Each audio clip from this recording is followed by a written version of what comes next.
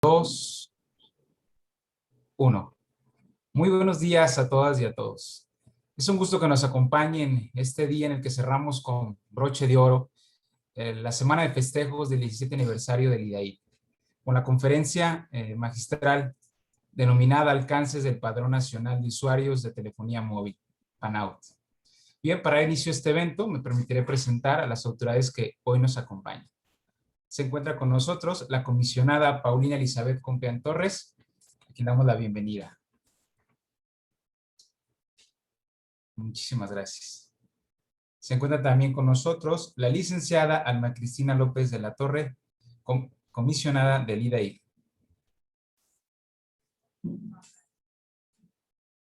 Nos acompaña también la licenciada Luz María Mariscal Cárdenas, comisionada presidente del IDAIP.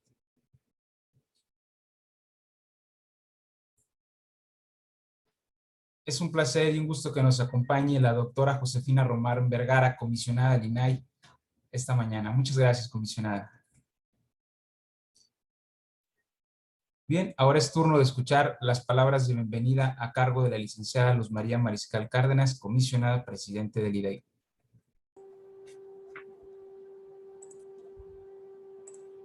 Muchísimas gracias, licenciado. Muy buenos días. Agradecemos mucho a todas y a todos ustedes que estén conectados a través de esta plataforma Zoom. Muchas gracias, querida doctora Josefina Román Vergara, comisionada del INAI. Querida José, por compartir con nosotros esta conferencia magistral Alcances del Padrón Nacional de Usuarios de Telefonía Móvil, conocido como PANAUT. Es un tema que nos ha inquietado muchísimo, que nos ha generado muchas dudas y que queremos conocer más a detalle los alcances que puede tener en nuestra vida cotidiana, sobre todo en el uso que hacemos de nuestros teléfonos celulares. Estamos hablando de los riesgos que implican poner a disposición de los demás nuestros datos biométricos en un padrón de usuarios de teléfonos móviles. Y no es una cosa menor porque, insisto, estamos hablando de nuestro rostro, iris, huella dactilar, que son datos personales únicos y perfectamente identificables para nosotros y que pueden caer en personas equivocadas. Es decir, una filtración o robo podría tener efectos que serían devastadores para nuestra privacidad. Afortunadamente, el INAI acordó por unanimidad promover una acción de inconstitucionalidad ante la Suprema Corte de Justicia de la Nación en contra de la reforma a la Ley Federal de Telecomunicaciones y Radiodifusión que crea el Padrón Nacional de Usuarios de Telefonía Móvil PANAUT. El INAI desarrolló diversos conceptos de invalidez que se resumen en los siguientes ejes temáticos: inconstitucionalidad del sistema normativo, violación al derecho a la vida privada y protección de los datos personales, violación al principio de legalidad y debido proceso y violación al derecho de acceso a las tecnologías de la información. Pero será nuestra querida Josefina quien nos explique con más detalle sobre este importante tema que ha generado mucha inquietud entre los usuarios de telefonía celular. Por eso, sin más preámbulo, damos paso a esta conferencia magistral que cierra prácticamente con un magnífico broche de oro nuestros festejos del 17 aniversario del IDAIP. Muchísimas gracias a todos por su presencia. Muchas gracias, comisionada presidente, por su mensaje y damos la bienvenida también a todos los titulares de la Unidad de Transparencia y diferente gente que nos acompaña del interior de la República, que tenemos conocimiento a través de los registros. Bien, ahora hacemos el uso del micrófono a la licenciada Alma Cristina López de la Torre, quien hará la lectura de la síntesis curricular de nuestra conferencista del día de hoy.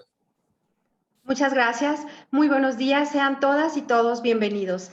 Es un placer y un honor para mí poder dar una breve síntesis curricular de nuestra querida y distinguida comisionada doctora Josefina Román.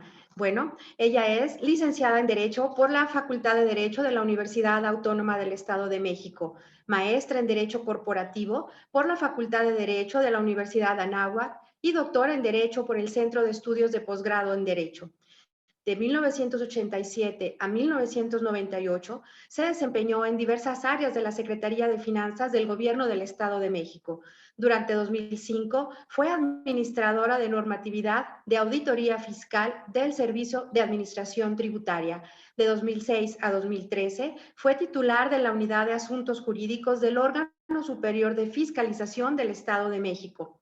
En 2013 fue nombrada comisionada del Instituto de Transparencia, Acceso a la Información Pública y Protección de Datos Personales del Estado de México y municipios, donde un año después fue elegida comisionada presidenta, cargo que ocupó hasta 2017. De noviembre de 2015 a 2016 fue la primera coordinadora de organismos garantes de las entidades federativas del Sistema Nacional de Transparencia.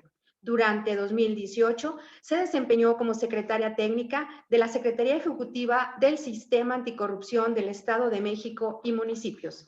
Ha sido docente en las materias de Derecho Procesal Fiscal y Administrativo, Derecho Fiscal y Hacienda Pública en distintas instituciones, tanto públicas como privadas, y actualmente continúa como catedrática. Actualmente es comisionada del INAI para el periodo 2019-2026. Seas muy bienvenida, queridísima José, y es todo tuyo el escenario. Gracias.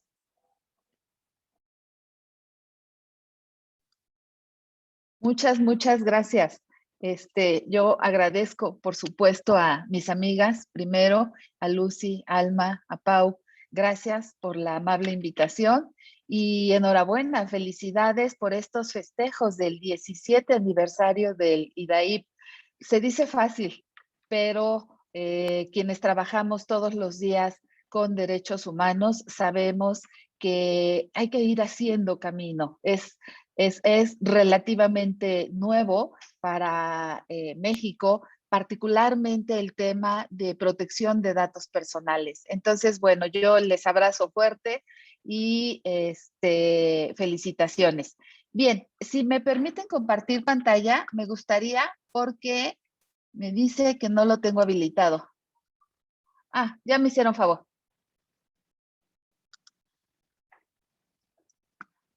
Si no, alguien ya estaba, o si me dejan compartir pantalla. Es una presentación muy breve, pero quisiera, o si alguien ahí me ayuda a compartirla. Bien, mientras resolvemos esto, les quiero ir platicando, ¿no? Lucy hace rato muy bien nos decía cuál es el alcance del Padrón Nacional de Usuarios de Telefonía Móvil, el que coloquialmente hemos identificado como PANAUT. Ahí está, creo que ya puedo compartir. ¿Sí la ven, verdad? Sí, muy bien. Muy bien, aquí me quedo entonces. ¿Cuál es el alcance, decíamos, de este padrón de usuarios de telefonía móvil? Vamos a ver que hubo, como todos saben, una reforma a la Ley Federal de Telecomunicaciones y Radiodifusión. En esta reforma a la Ley Federal de Telecomunicaciones y Radiodifusión, a ver si logro hacerla más grande, creo que ahí se ve un poco mejor. Bien, en esta reforma a la ley de... Ups, perdónenme, no sé hacer esto muy bien. Ahí está. Decíamos que está la reforma, ¿no? ¿Cómo fue que del Senado de la República analizaron, se dijo también en ese momento, con representantes del IFT, la Secretaría de Seguridad y Protección Ciudadana, así como empresas también de este sector, una reforma? Y entonces es como van haciendo este registro de este Padrón Nacional de Usuarios de Telefonía Móvil. ¿Qué es lo que se dice inclusive en la ley? No solo en la exposición de motivos. El objetivo primordial de esta reforma a la Ley Federal de Telecomunicaciones dice, es frenar los delitos de extorsión y secuestros que en muchos casos se cometen desde centros penitenciarios a través de telefonía celular. ¿Qué es lo que sucede entonces? Bueno, se aprueba esta reforma a la Ley Federal de Telecomunicaciones y entonces se publica en el Diario Oficial de la Federación. Esto significa que en esta reforma se contempla ya este padrón. El punto fino es qué datos personales se van a recabar de este padrón de usuarios, porque en sí el padrón me parece que hay que decir que no está mal y el objetivo o la finalidad de recabar datos personales también me parece de lo mejor. El punto que tenemos que revisar y por lo cual el Pleno del INAI decidimos presentar la acción de inconstitucionalidad para preguntar a la Corte si es constitucional o no es constitucional esta reforma, son los datos que contiene este padrón, porque resulta que en la reforma se habla de la obtención y uso de datos biométricos. Entonces, vamos a ir desagregando cuáles son estos datos. Los datos personales y datos personales que además pueden ser sensibles, como son los biométricos. También esta reforma contempla de manera muy específica que es el IFT quien será el organismo encargado de instalar, operar, regular y mantener el padrón, así como de procurar su buen funcionamiento e intercambio de información con las autoridades competentes. Aquí también lo leemos muy rapidito. ¿Cuál es el punto fino? El punto fino es el trazo en lo que se recaba la información por quienes nos venderán una tarjeta SIM o por las empresas de telefonía móvil, las que haya en México, hasta el tramo donde llega a la base de datos del IFT para que sea el IFT el responsable de operar y de dar el tratamiento a esa base de datos. Bien, después de esta parte, la reforma a la ley federal que comentamos señala que el registro del número de una línea telefónica en este padrón primero será obligatorio. Entonces, ojo, en nuestra legislación tenemos principios, por ejemplo, de consentimiento. Entonces, un consentimiento implica que yo tenga una opción.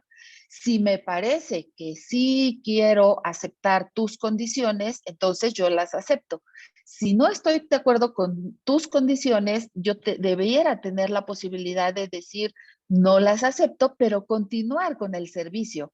En cambio, en esta reforma, la integración del padrón, el registro como usuarios de telefonía móvil es obligatorio para el usuario, pero además, ay, perdónenme, es que no le sé cambiar muy bien a esto. Aquí está.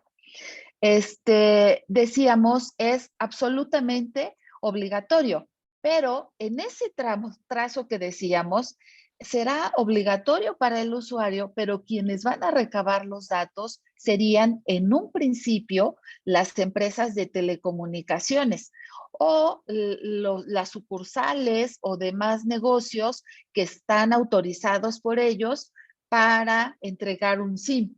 ¿Qué información se va a recabar en este padrón? Muy puntualmente, la reforma dice, va a ser el número de la línea telefónica, la fecha y hora de activación de esta línea, el nombre completo o en su caso, denominación o razón social del usuario, nacionalidad, el número de identificación oficial con fotografía, o clave única del registro de población del titular de la línea.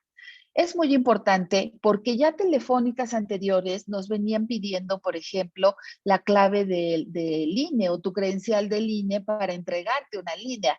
Pero la clave única del registro de población contiene datos adicionales que no solamente contiene la credencial del INE. Después señala datos biométricos del usuario y en su caso del representante legal de la persona moral. Aquí quiero destacar lo siguiente, porque esto que ustedes ven en pantalla es exactamente como lo dice la reforma. Entonces, ojo, dice datos biométricos, lo está poniendo en plural. pero no sabemos cuáles datos biométricos. Hace rato, Lucy muy bien decía, oye, si estamos hablando de datos biométricos, pues entonces no sabemos si es el iris, si es una huella dactilar, si es el registro, por ejemplo, de voz. Entonces, ¿cuáles y cuántos datos biométricos? No dice la reforma. El domicilio del usuario, los datos del concesionario de telecomunicaciones o en su caso de los autorizados y el esquema de contratación de la línea telefónica. Ahora, de todo esto, si yo empezara a pintar de diferente color, podemos ver que el número de la línea telefónica yo lo puedo cambiar cuantas veces quiera. De hecho, hoy no me cuesta ni 10 pesos cambiar mi número de celular. Puedo cambiar también una denominación o razón social, inclusive demandando al registro civil en jurisdicción voluntaria hasta el nombre. Pero lo que no voy a poder cambiar son los datos biométricos del usuario. Estos son únicos y son irreemplazables y tampoco son intransferibles. Entonces, de todos estos datos, los que más nos deben de preocupar y de ocupar es este renglón que dice datos biométricos. Voy a hacer referencia también al último párrafo de esta diapositiva porque vamos a ver al final que nosotros solicitamos la suspensión de los efectos de esta reforma y este último párrafo tiene mucho que decir para ese efecto.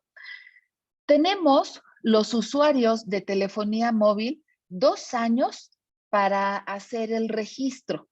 De lo contrario, el IFT, que va a ser la autoridad responsable del PANAUT de darse, podrá solicitar la cancelación de aquellos registros que no se hayan dado. Puede ser que yo tenga mi línea telefónica, me espero al final, no voy a hacer mi registro y entonces a los 2 años, un día el IFT puede sacar una lista y puede decir a las telefónicas que entonces esos teléfonos ya se cancelan. Bien, con base en esto, ¿qué fue lo que hicimos? Desde el pasado 13 de abril de este año, en el INAI, primero realizamos un comunicado de prensa, aquí está, realizamos un comunicado de prensa en donde decíamos, oye, este padrón podría significar riesgos en la protección de los datos personales. Y aclaro, no en todo. Nos preocupa específicamente el manejo de datos personales biométricos. ¿Por qué? Porque decíamos, son únicos y se pueden considerar sensibles. Y entonces la afectación que pueda llegar a darse a los titulares de los datos personales, pues es irreparable. Por lo tanto, consideramos que la recolección de estos datos debe de llevarse a cabo de la manera que sea más cuidada y que solo se recaben los datos que sean absolutamente necesarios, pero además pertinentes para la finalidad que se están recabando. Con base en este no con base, fue el previo, este pronunciamiento que hicimos, este primer pronunciamiento que hicimos desde el INAI. Después, el día 27 de abril, ya en sesión de pleno pública en el INAI, y destaco también que por unanimidad, los 7 comisionados y comisionadas que integramos el pleno del INAI, acordamos interponer acción de inconstitucionalidad ante la Suprema Corte de Justicia de la Nación por la reforma a esta Ley Federal de Telecomunicaciones. Específicamente, entre otros puntos, hace rato muy bien lo decía la presidenta del IDAIP, Lucy decía, ya son estas las líneas generales de acción de inconstitucionalidad, pero hacemos énfasis en ese padrón de telefonía móvil. ¿Por qué? Porque consideramos que en términos generales la reforma es violatoria del derecho a la protección de datos personales al tratar datos biométricos sensibles. Y entonces empezamos a identificar, mira, es posible, Suprema Corte, que se vulneren los principios de proporcionalidad. ¿Realmente necesitas recabar datos personales para la finalidad que dijiste que llevaba la reforma? seguridad y certeza jurídica. A ver, tu reforma dice datos biométricos, pero no me dices cuántos datos biométricos, ni me dices cuáles datos biométricos. No tengo certeza ni tengo seguridad de que sea el IFT. Vamos a ver que el IFT va a ser quien emita los lineamientos, pero el IFT no es Congreso de la Unión. También hicimos notar que se restringe la libertad de acceder a información. ¿Por qué? Porque tenemos un artículo constitucional que también establece la libertad de acceder a Internet. Y si yo estoy en la oficina y tengo computadora y mi máquina tiene internet, tiene wifi, pues ya, yo tengo acceso a internet. Pero si mi única posibilidad, estoy en casa, estoy en la calle y la única posibilidad que yo tengo de acceder a internet es a través de mi teléfono celular, y si no me registro, tú me vas a quitar esa tarjeta SIM y no voy a tener teléfono celular, no solo me estás dejando sin hacer llamadas, redes sociales, mensajería, sino que además la posibilidad de tener acceso a Internet, e Internet implica muchas cosas, telecomunicaciones, ¿no? También nosotros observamos que otorga al IFT facultades en materia de acreditación de identidad que corresponden a SEGOV. Si nosotros revisamos cuidadosamente el artículo 4 constitucional, todas las personas en México tenemos derecho a la identidad. Y ya cuando se va a la ley reglamentaria, que es la Ley General de Población, este cruce que se hace de derechos humanos con competencia de entidades públicas, pues lo tiene la Secretaría de Gobernación. Es la Secretaría de Gobernación la que está trabajando la clave única de identidad. Entonces, ¿por qué va a ser el IFT con una naturaleza jurídica diferente, con atribuciones legales diferentes, quien va a normar esta parte de acreditación de identidad que desde nuestro punto de vista corresponde a la SEGOV?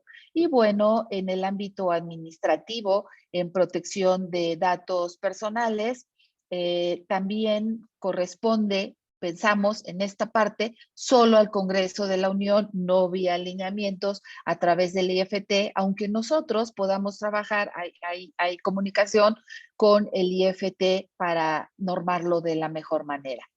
Bien, decíamos entonces, hay que también recordar que a partir de la reforma constitucional en febrero de 2014, es que los datos personales en posesión de particulares y de instituciones públicas se otorga esta facultad ya específicamente en instituciones públicas al INAI en el ámbito federal y a las entidades federativas en el ámbito de cada entidad federativa y municipios. Entonces, también esta reforma constitucional establece la legitimación activa del INAI para, en su caso, promover acciones de inconstitucionalidad.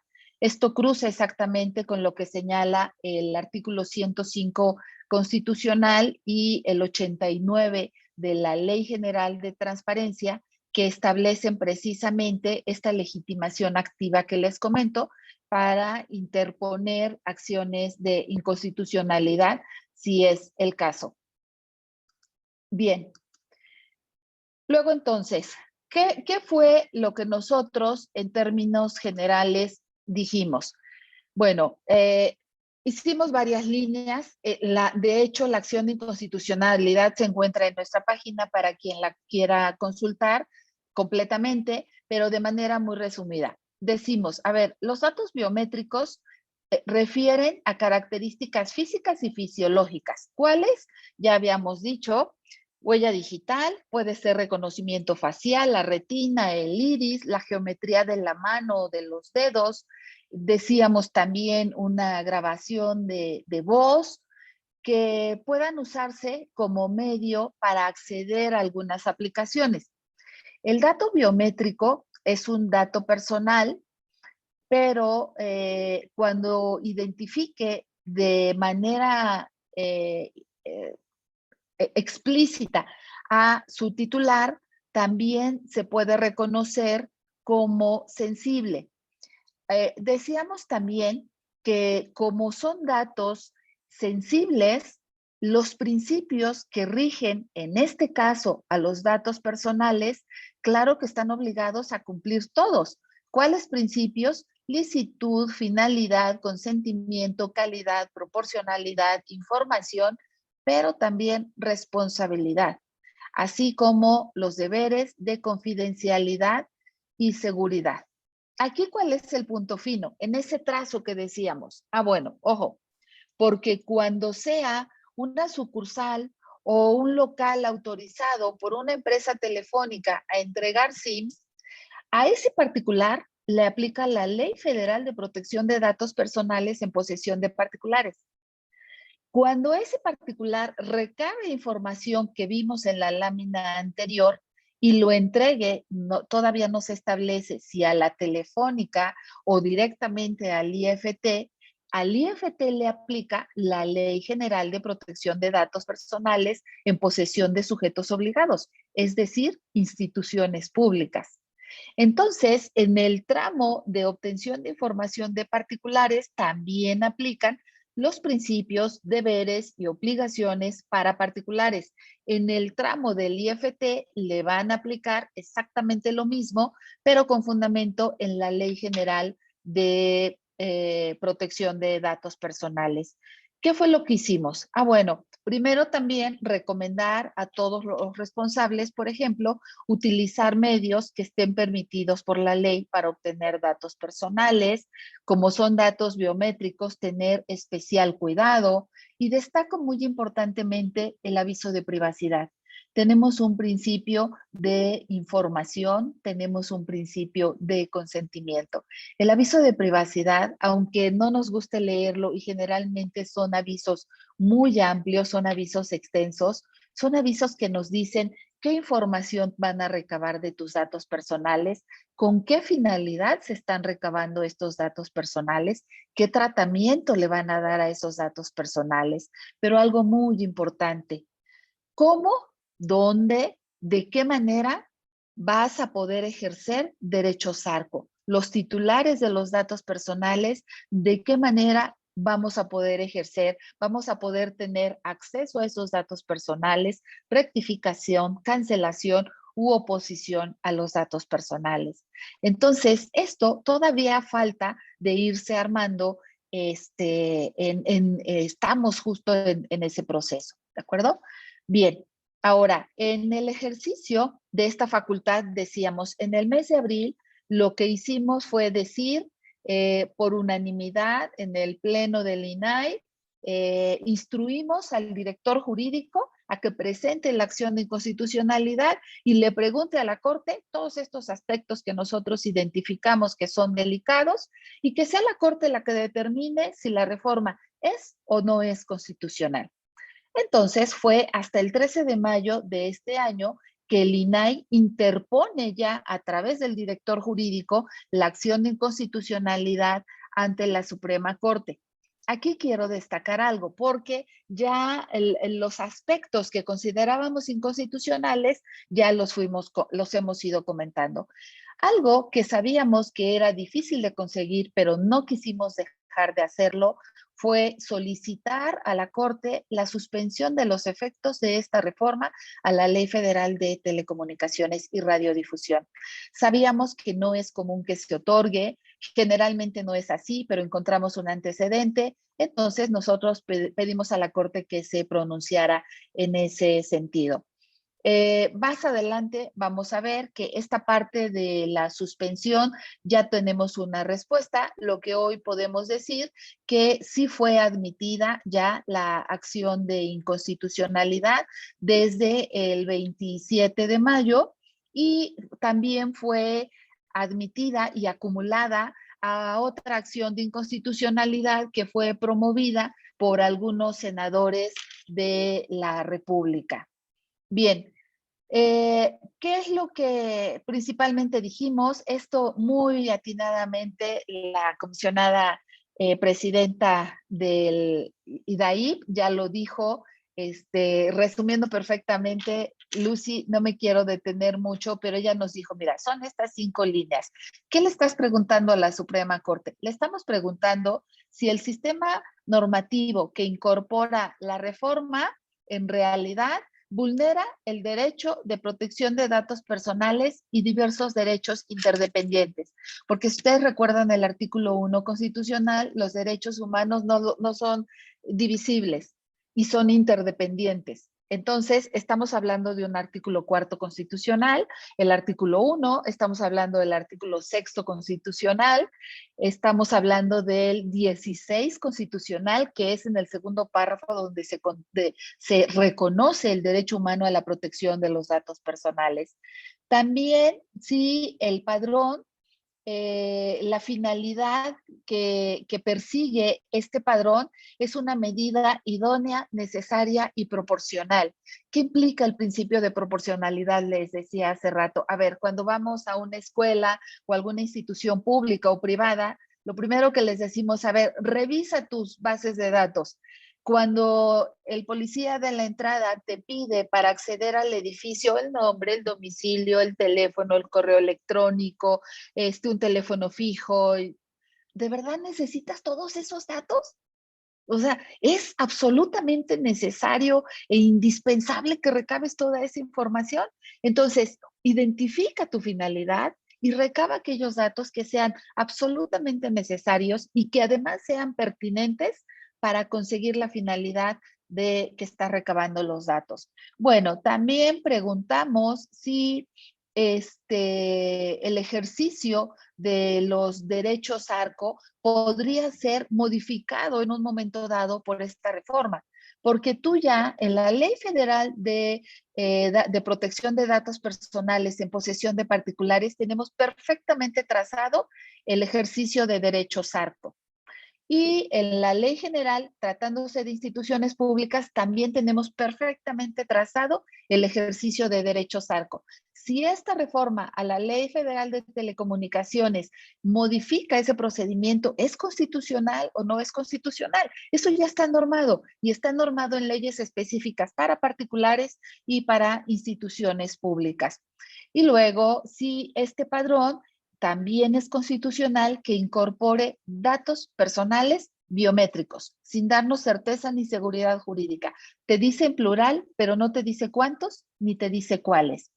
Y bueno, también preguntamos si vulnera en perjuicio de las personas el principio de legalidad al contravenir el principio de reserva de ley, el derecho a la presunción de inocencia y no retroactividad también. Yo traigo un teléfono celular desde hace 10 años, es más, no he cambiado el número y ahora, aunque no estaba en vigor la ley, tengo que hacer el registro, me das 2 años para hacer el registro. Cuando yo obtuve mi SIM, no estaba esta ley. Ajá, entonces creo que esas son como las preguntas medulares que teníamos que hacer. Bien, a fin de abordar entonces estos principales argumentos, vamos a decir que identificamos 3 parámetros. ¿Cuáles son estos 3 parámetros? Que inclusive suman a lo que ya hemos venido platicando. Bueno, también se dijo, a ver, el artículo 1 de la Constitución establece qué es la Constitución y tratados internacionales. Hay convencionalidad en torno al cumplimiento de protección de datos personales. Y en materia de datos personales, México ya reconoció el convenio 108. Inclusive entró en vigor desde el 1 de octubre de 2018 y está publicado en el Diario Oficial de la Federación. Entonces, sí estamos obligados a cumplir la Constitución en todos estos artículos que dijimos, 1, 4, 6, 16, pero además tenemos convenio 108. Bueno, también hay que decir que lo relativo a derechos humanos se estima que este padrón, el PANAUT, viola, ya hemos venido señalando, principios que se establecen en las 2 leyes que son muy robustas y que constituyen nuestra normatividad en México, tanto la federal para particulares como la general para instituciones públicas. Y decíamos también con principios jurídicos generales que están contenidos en el propio artículo 1. Ya sabemos, los derechos humanos son indivisibles y también son interdependientes. Bien, en este caso hay que... Ay, perdónenme, pero es que no alcanzó. A ver. Perdón. Ok. ¿Qué pasó en cuanto a la suspensión de los efectos de perdón, ahí está ya. ¿Qué pasó en cuanto a la suspensión de los efectos de la reforma?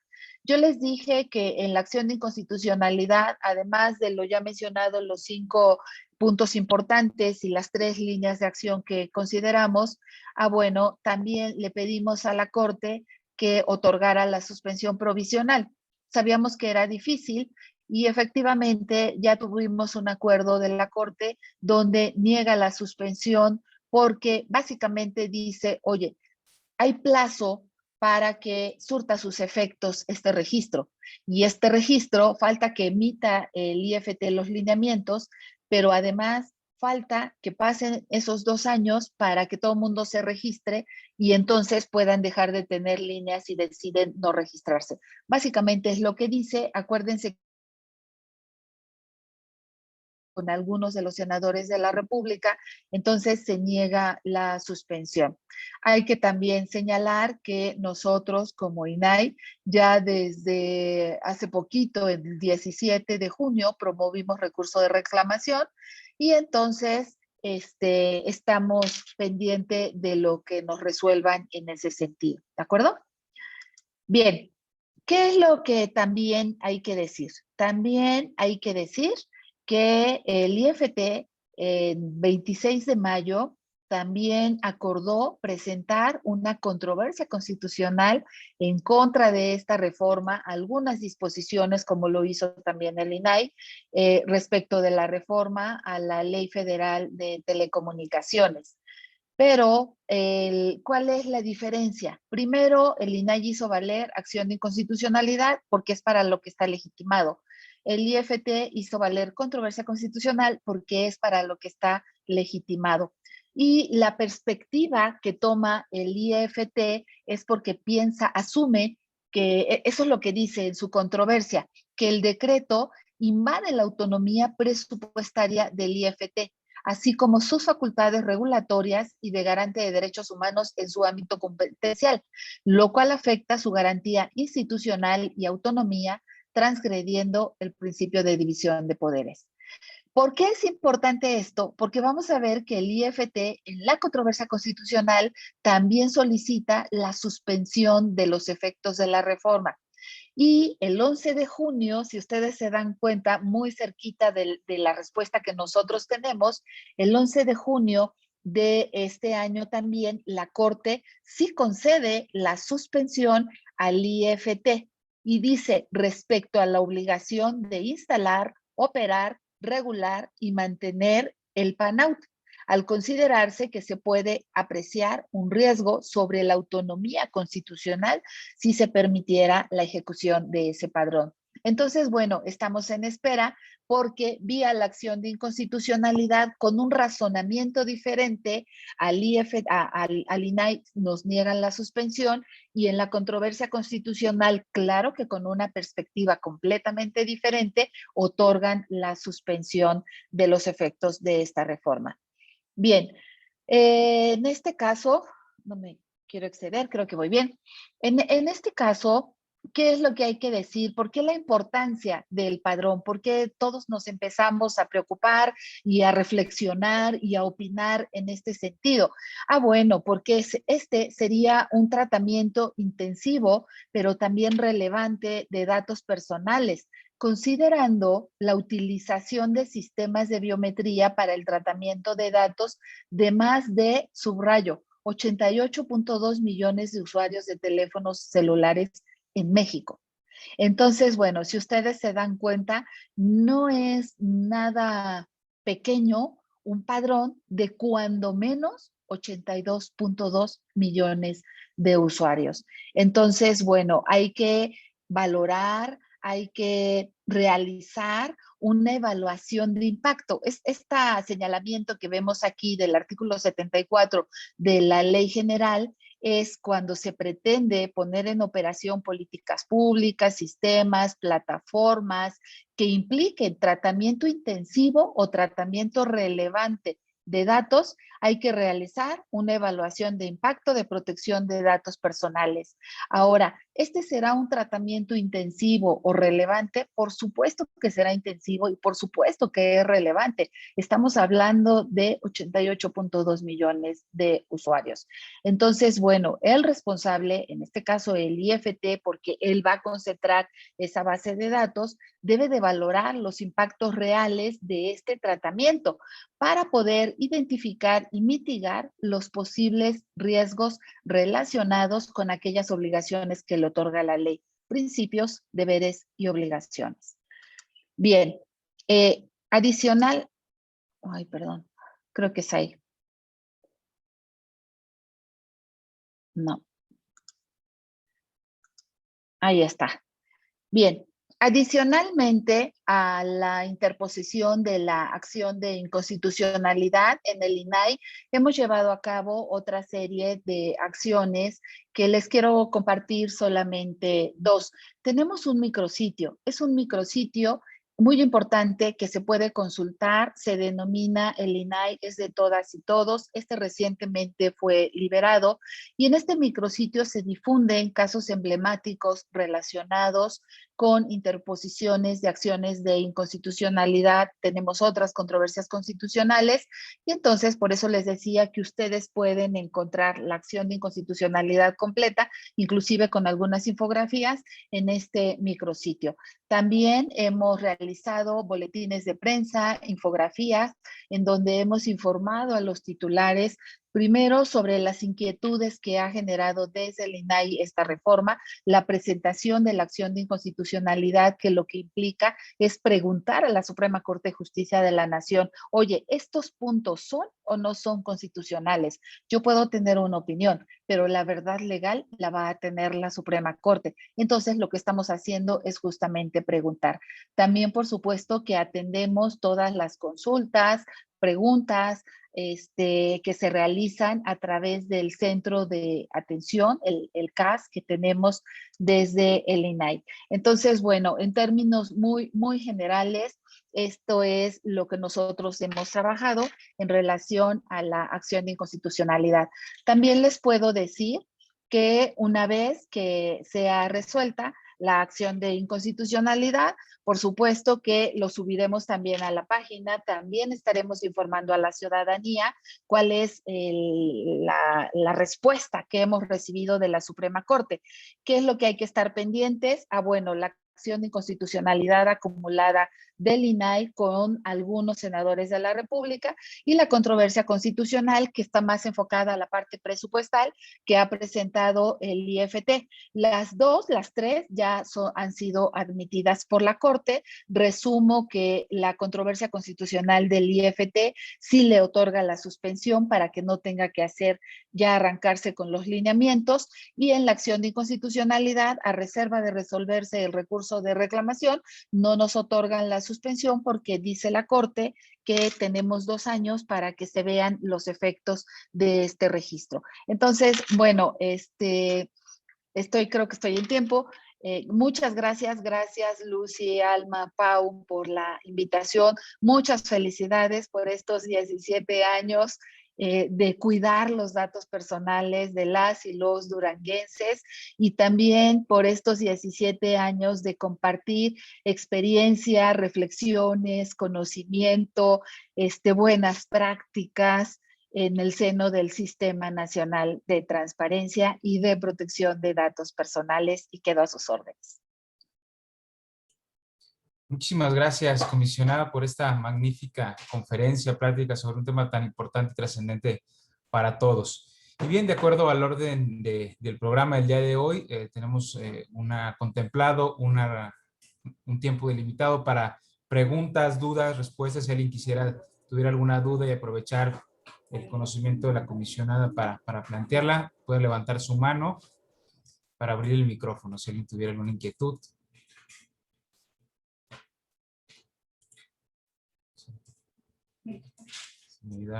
Si alguien detecta una, que me ayudara, tenemos tenemos 160 participantes esta mañana.